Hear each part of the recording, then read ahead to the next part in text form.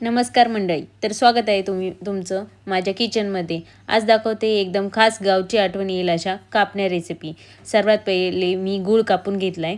इथे मी अर्धा किलो गूळ घेतला आहे. नंतर त्यात 2 वाटी पाणी ॲड करून गरम करून गूळ विरघळत आल्यावर त्यात फ्लेवरसाठी विलायची टाकायची.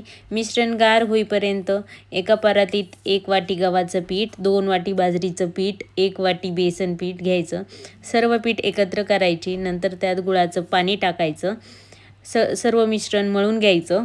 पीठ मस्त एकजीव झालं की लगेच कढई ठेवायची. कढईत तेल गरम करायचं. नंतर भाकरीचा सारखा गोळा करून घ्यायचा आणि त्याला लाटून घ्यायचं.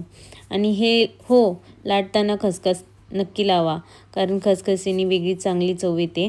तर व्हिडिओमध्ये दाखवल्याप्रमाणे कट करून घ्यायची आणि लगेच गरम तेलात सोडून द्यायचे.